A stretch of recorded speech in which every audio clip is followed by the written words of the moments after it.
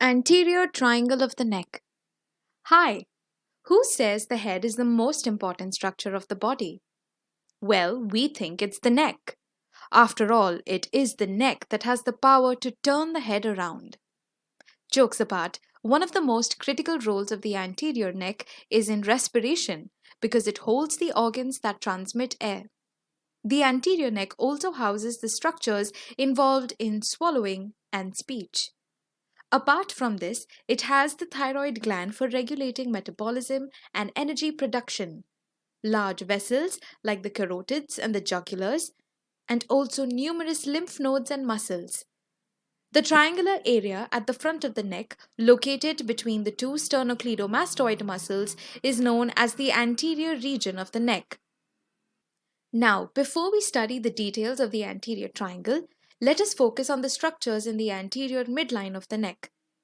It extends from the symphysis menti, which is where the two halves of the mandible unite, to the suprasternal notch. A fibrous raphe extends from the symphysis menti to the hyoid bone, where the two mylohyoid muscles meet to form the floor of the mouth. The hyoid bone is a horseshoe-shaped bone, located below the mandible, suspended by stylohyoid ligaments, similar to how a child's swing hangs. It corresponds to the C3 vertebra. Moving down, we encounter the median thyrohyoid ligament, which is the midline thickening of the thyrohyoid membrane. Next, we find the upper border of the thyroid cartilage, which is notched and can be palpated. The angle of the thyroid cartilage forms the laryngeal prominence, which is more prominent in adult males and is commonly known as the Adam's apple.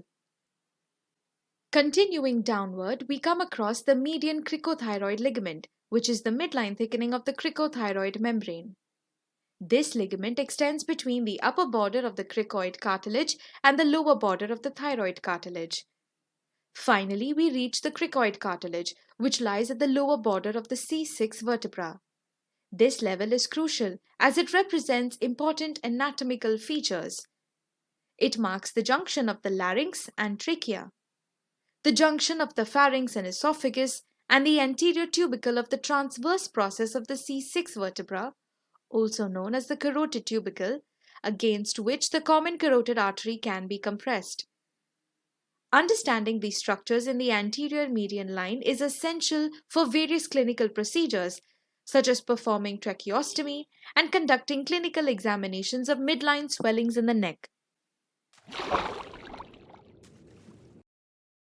The carotid tubercle is also called the Chassignac tubercle. This tubercle serves as an important anatomical landmark because it provides a reference point for identifying and locating the carotid artery during surgical procedures or clinical examinations in the neck. Pop quiz.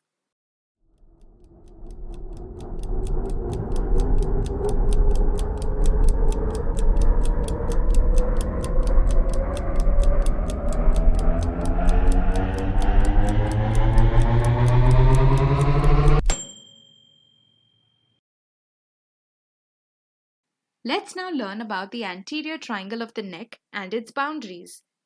Anteriorly, the boundary is defined by the anterior midline of the neck.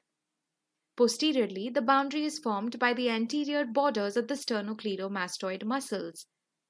Moving to the base of the triangle, it is demarcated by the lower border of the body of the mandible and the line extending from the angle of the mandible to the mastoid process. Finally, the apex of the triangle is located at the suprasternal notch, where the anterior borders of the two sternocleidomastoid muscles meet. Now let's talk about the roof of the anterior triangle. It is composed of the investing layer of the deep cervical fascia. Overlying this facial roof, there is a superficial fascia that contains the platysma muscle. Within this plane, between the platysma and the facial roof of the triangle, you can find the cervical branch of the facial nerve, as well as the ascending and descending branches of the transverse cervical cutaneous nerve.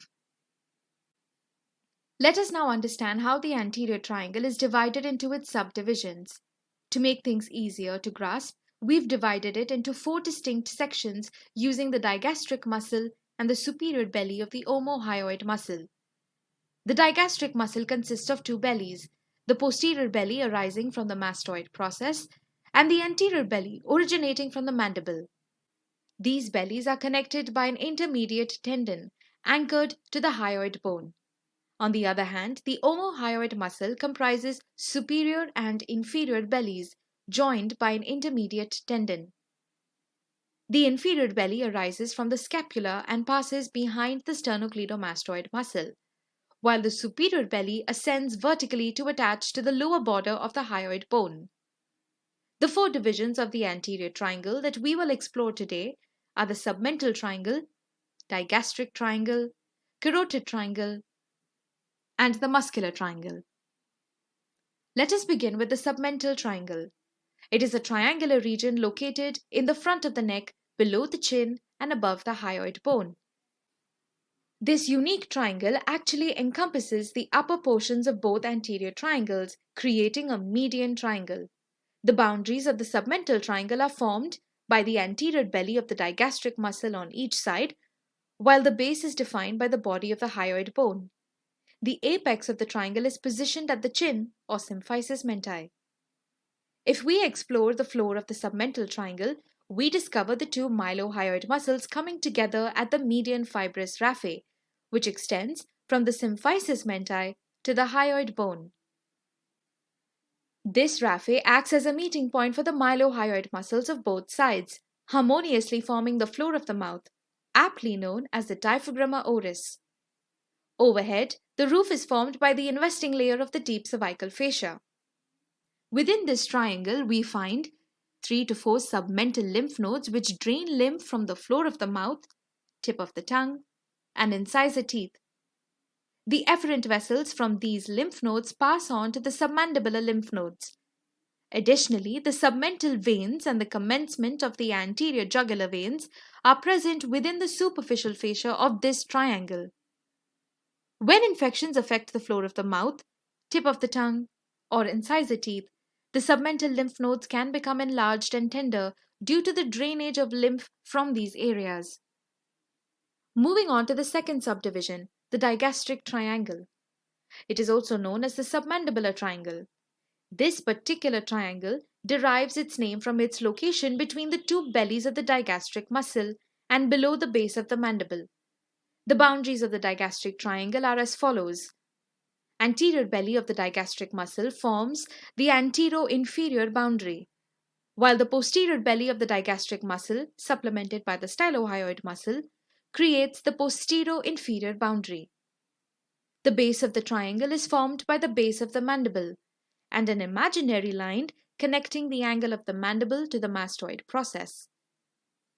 The apex is defined by the intermediate tendon of the digastric muscle, which is bound down to the hyoid bone by a fascial sling derived from the investing layer of the deep cervical fascia.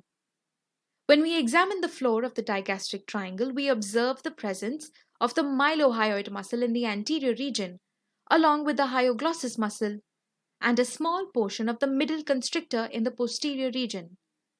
The roof of the triangle is formed by the investing layer of the deep cervical fascia.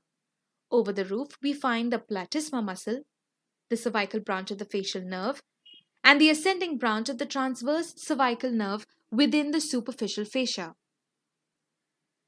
Let's delve into the contents of the digastric triangle.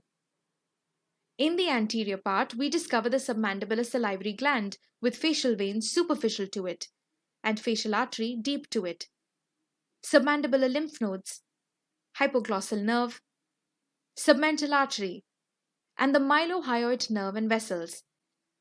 In the posterior part, it contains the external carotid artery and the carotid sheath with its contents.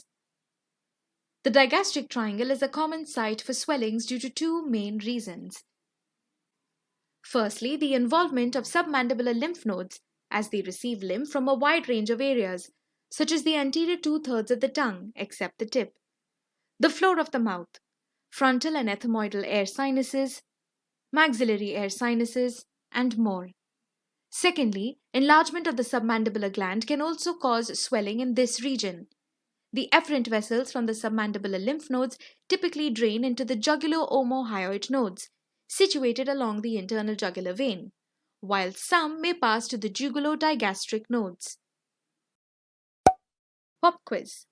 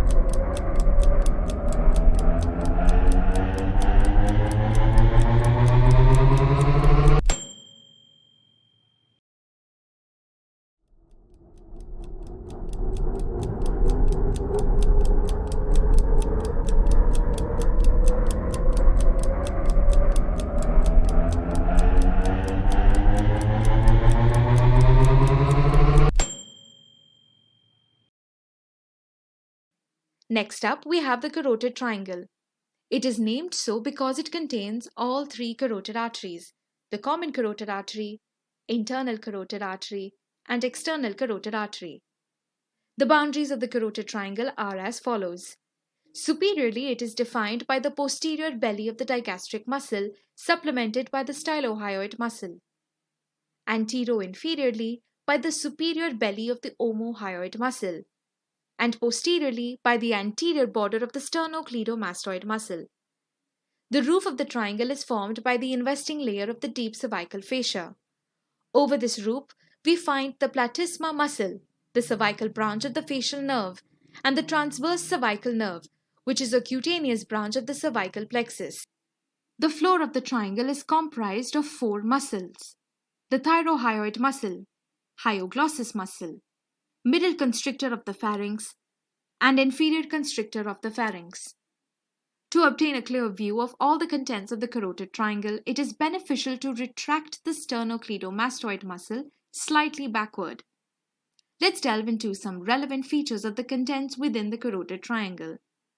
The common carotid artery is located in the neck and divides into its terminal branches, the external and internal carotid arteries, at the upper border of the thyroid cartilage.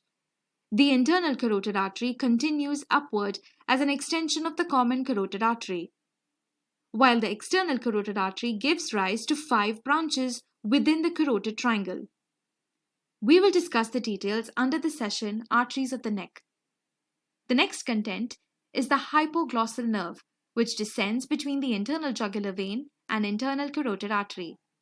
The nerve gives off the superior root of the ansa cervicalis, also called descendens hypoglossae, which becomes embedded in the anterior wall of the carotid sheath.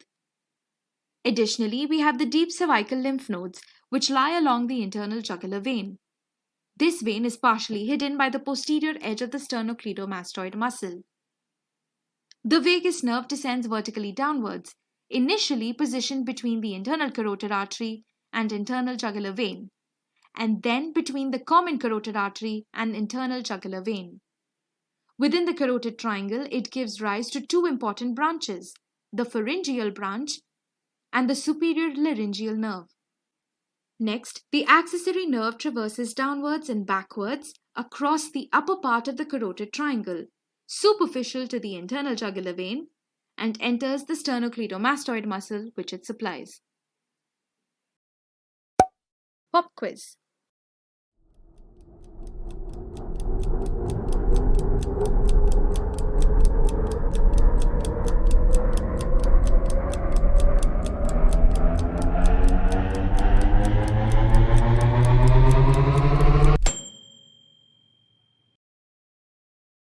The last subdivision is the muscular triangle.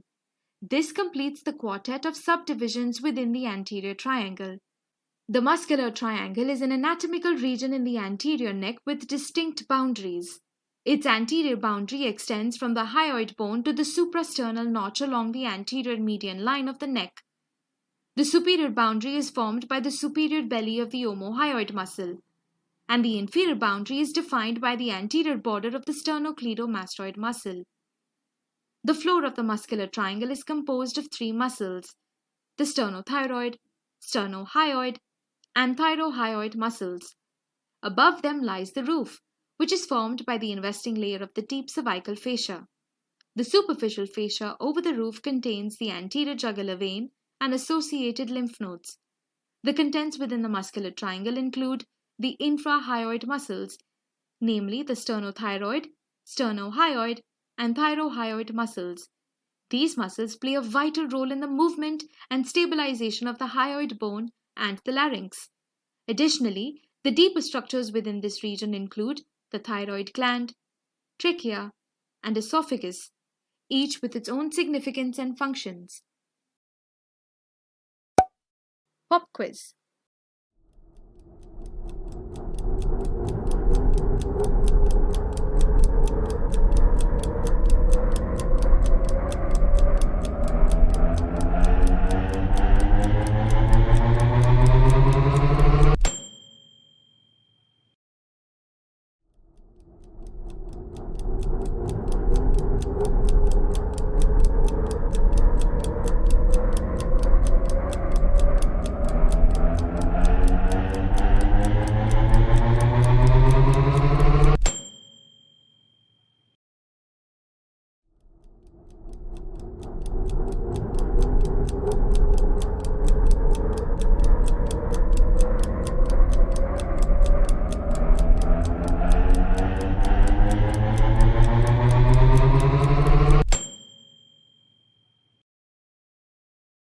With that, we come to the end of this session. We hope you had fun learning with us.